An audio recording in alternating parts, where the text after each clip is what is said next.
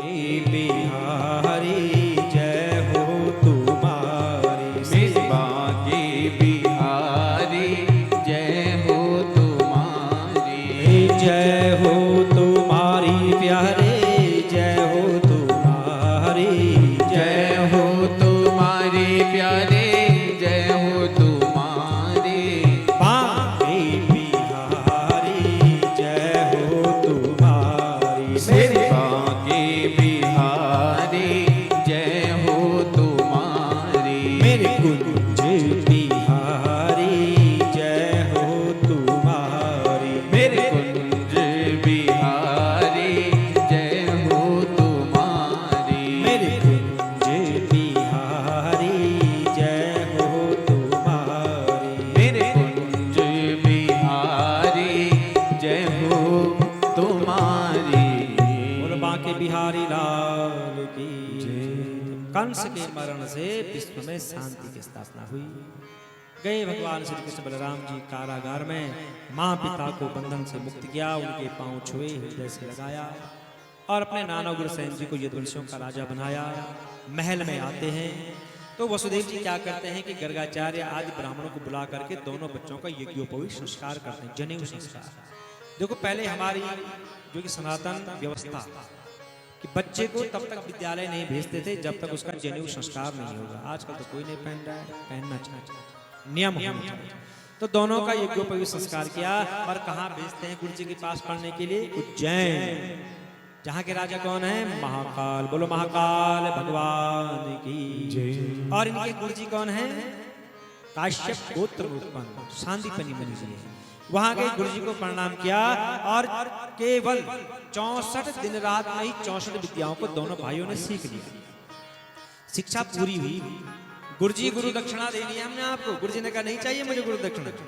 क्यों नहीं चाहिए गुरु जी? अरे नहीं, तुम जैसा शिष्य मिल गया तो गुरु दक्षिणा का हम क्या करें? कहा ना हम आपको गुरु दक्षिणा देंगे। कहा मुझे तो नहीं चाहिए। भगवान ने कहा गुरु माँ से पूछो, उनको चाहिए होगा। गुरु जी गए, ए कल्याणी एक जिद लगी है कि मैंने गुरु दक्षिणा देनी है, मुझे तो नहीं चाहिए, तुझे चाहिए कुछ? कहा हाँ चाहिए। क्या चाहिए? जो हमारा पुत्र मर गया था वो मांगो। कैसी मरा हुआ कैसे मांग ना मांग। गए गुरु जी, भगवान ने कहा क्या मांगा? गुरु माँ ने। गुरु जी ने कहा अरे नहीं हो पाएगा, पता नहीं कैसी बातें करती है ये। भगवान ने कहा बोलो तो सही। अरे कृष्ण हमारा पुत्र बहुत साल पहले समुद्र में डूब करके मर गया था, जिद लगा रखी है कि हम मेरे पुत्र को लाओ। भगवान ने कितनी छोटी बात के लिए कितनी देर लगा दी गुरु जी आप। गए भगवान श्री कृष्ण बलराम जी रथ में बैठ करके समुद्र के पास, मेरा गुरु पुत्र कहाँ है? प्रणाम किया, आराधना करी, मेरे पास नहीं है। हाँ मेरे मध्य में एक जो है कि शंकासुर नाम का दैत्य रहता है, उसके पास गए भगवान अंदर, उसका पेट फाड़ा, देखा वहां नहीं है। उसकी अस्थियों का शंख लेकर के भगवान यमपुरी में गए। शंख बजाए तो यमपुरी डगमगाने लग गई। यमराज आए, प्रभु संदेश भेज देते, मैं ही आ जाता मिलने के लिए। कहा नहीं नहीं, बोलो क्या सेवा करो? भगवान ने कहा देखो यमराज जी, मेरा गुरु पुत्र यहाँ लाया गया है, उसके कर्म को मत देखना, नियमों को मत देखना, मेरा गुरु पुत्र मुझे दो। यमराज ने कहा विधि आपकी, विधान आपका, नियम आपके, सब कुछ आपका है। गए और गुरु पुत्र को लेकर के आए। लो ये तुम्हारा गुरु पुत्र। गए भगवान गुरुकुल में, लो गुरु जी ये दक्षिणा है। गुरु माँ ने पुत्र को देखा तो पुत्र को हृदय से नहीं लगाया। किसको लगाया? हृदय से। जो मेरे पुत्र को लेकर के आए हैं भगवान को हृदय से लगाया है। और हम क्या करते हैं? संसार को हृदय से लगाते हैं, वस्तुओं को हृदय से लगाते हैं, जिसने वस्तु दी है उसको हृदय से नहीं लगाते हैं। यह है भगवान। गुरु जी को प्रणाम किया और जी के रथ में बैठ करके निकल करके, यह है अच्छा शिष्य जो गुरु के लिए यमराज से कहते हैं कि नियम मत देखना, मेरा गुरु पुत्र चाहिए, मुझे चाहिए, कुछ भी हो जाओ गुरु जी की आज्ञा का पालन करना है। और एक आज का शिष्य भी है, थोड़ा सा गुरु जी क्लास में डांटते नहीं है, बाहर मिलो तुम मुझे सारे दांत तोड़ दो तुम्हारे आज, है ना? आज का तो शिष्य ऐसा है। और तब कह रहे हैं कि हमको रोजगार नहीं मिल रहा है, तब सड़कों में आंदोलन कर रहे हैं कि हमको रोजगार नहीं मिल रहा। कहां से मिलेगा तुमको रोजगार? जब तुमने पढ़ाई के समय गुरु जी का अपमान किया है तो तुम्हें कहां से रोजगार मिलेगा?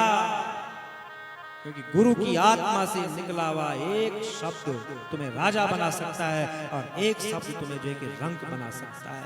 इसलिए गुरु का सम्मान करोगे तो संसार में सम्मान पाओगे।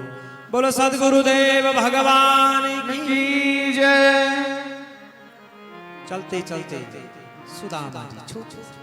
ए मेरे मित्र सुदामा जी, हाँ जा रहा हूं मैं, आजा हृदय से लगाया सुदामा जी। सुन, तू धर्म का प्रचार करना है और मैं धर्म की रक्षा करूंगा। तू ब्राह्मण है, मैं क्षत्रिय हूं। ब्राह्मण का कर्तव्य होता है धर्म का प्रचार प्रसार करना और क्षत्रिय का कर्तव्य होता है धर्म की रक्षा करना।